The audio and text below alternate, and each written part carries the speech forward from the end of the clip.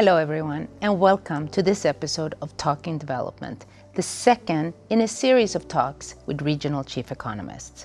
Across the world, the economic recovery from the aftershocks of COVID and Russia's invasion of Ukraine remain very uneven, and in many places, countries are still trying to recover to pre-COVID growth levels. Today, we are going to focus on South Asia and on Latin America and the Caribbean. Two regions that are very different in terms of geography, culture, and history, but also similar in their dynamism, youthful population, and sadly, high levels of exclusion caused by inequality and informality. Here is my take on the issue of exclusion. From our extensive work at the World Bank, we know that excluding groups from the mainstream of economic activity ends up acting as a tax on growth. Let us just take a moment and look at it through the lens of exclusion of women in society. Studies show that closing the employment gap for women raises long-run GDP by almost 20% on average. Other studies estimate economic gains of $5 to $6 trillion if women started and scaled new businesses at the same rate as men do. It is hard to change deep-rooted inequalities, which are sometimes based in culture and history.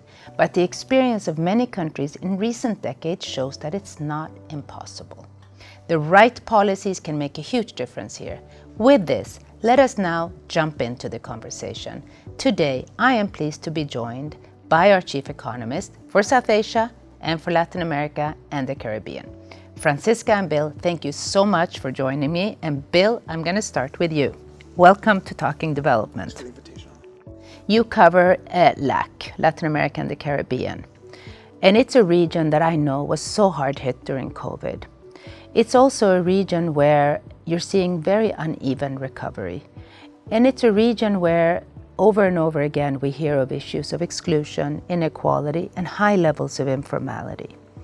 What lessons do you feel or are you capturing as the chief economist of the region from COVID, and what policies can help spur and speed up recovery for the region? I'd say the good news from the COVID experience is that it was the second major global crisis where LAC did not have a categorically different or worse crisis.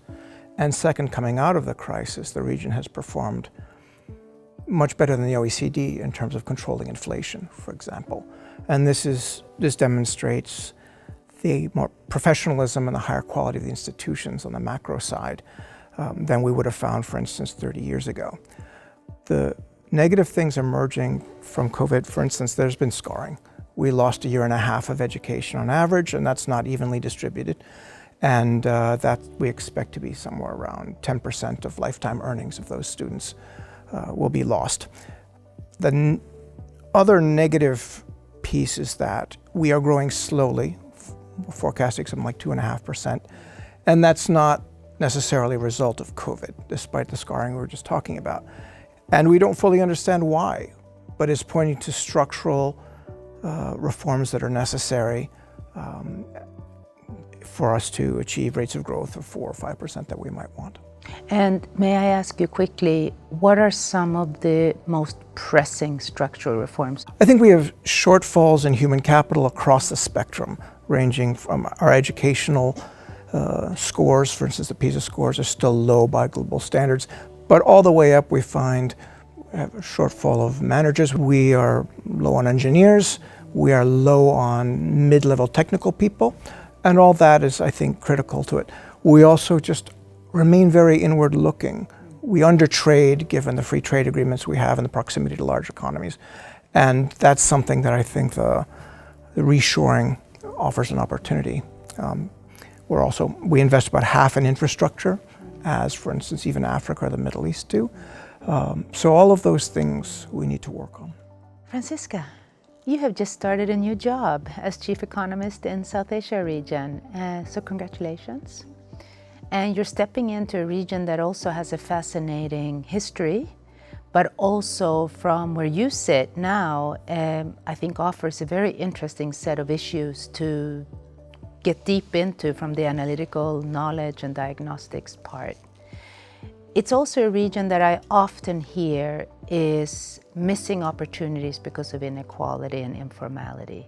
Yes, the region is really marked by inequality of opportunity. That the South Asia Chief Economist Office has done some work on this already to show that this is the worst of all the EMDE regions by inequality of opportunity, at least in education.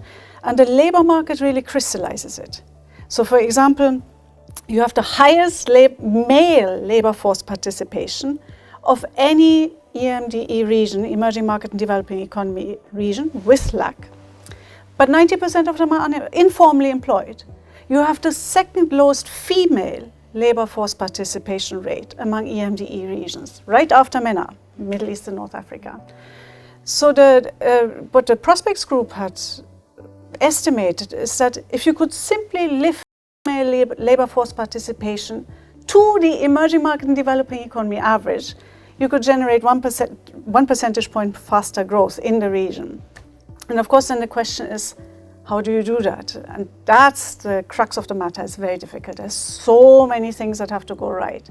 You mentioned education. That's also a problem for the region. Education has to be better. Skills have to be better among working age people. Mobility has to be easier so people can vote with their feet. You have to have better laws and they have to properly enforce them. You have to have perhaps a shift in social norms. So all these factors are feeding into the problem. What we're now trying to do in the region is trying to identify which are the binding constraints, which are the things we can actually move. So we're now trying to dig into some of these things that might be priorities and things that could wait a little. That's sort of the focus of the agenda on inequality. I have the same question to both of you now, which is we're going through an evolution roadmap process. And when people ask me, what is the evolution roadmap about? I always say it's about transforming the World Bank. It's about transforming the World Bank to be fit for fight for development challenges of today after now a period of crisis after crisis after crisis, and sadly, reversal on development gains, including, sadly, extreme poverty. Can you just, in a few words, share with me and with the audience of Talking Development, how do you see the sort of research and analytical agenda fit into the evolution roadmap from how you see the evolution roadmap? What is the power of knowledge for the World Bank to be able to transform? Bill, I'll start with you, and same question for you, Francisca. I think that is the central question for the bank right now. What has made us influential in the region has been precisely a longer-term knowledge agenda, which is more important now than it ever has, or has been in the last 30 years. We could say the same thing on social protection systems. It was, the whole region was very ahead in terms of private pension funds and the like. And yet we've had a lot of pushback from populations on the performance of social protection. We need to understand what the best way is of making those cover people effectively, how to cover the informal sector, how to do it within very tight fiscal constraints. That's critical. Thank you, Bill. Francisca, same question to you. How do you see it as in your new role in particular? Because ultimately I'm also, from where I sit, very interested in challenging some of our old thinking so that for our clients, they see the bank is changing. For us, this is a great opportunity to explore a bit topics that we haven't explored so much before in the South Asia Chief Economist Office. So we spoke about growth. You may remember the 2.5% growth that Bill mentioned for Latin America and the Caribbean. For South Asia, it's on the order of 6%, so it's okay. The main challenge for South Asia is actually twofold. First, to get everyone on board of the train that goes to prosperity in a livable new world. And that we spoke about. But the second challenge is to catch the right train, the train that actually goes to the direction of prosperity in a livable planet. And it's that second challenge that we're really focusing on, actually the intersection of the two. So currently the region is blanketed in pollution. It hosts 9 of the world's 10 most polluted cities. It's very vulnerable to climate change. So 6 out of our 8 countries rank in the top quartile by the University of Notre Dame's Vulnerability Index, and it is extremely energy inefficient. So its energy intensity is twice the global average. At the same time, the rest of the world is steaming ahead with the energy transition. Governments from China to the US to Europe pouring money into new technologies. So what is now at risk in the region is that the region is left behind. It's left behind, still blanketed by pollution, still buffeted by these climate disasters, and left behind in terms of old energy-guzzling technologies. And policymakers really recognize that. That's why India and Pakistan now rank among the top 5 recipients of renewable energy investment.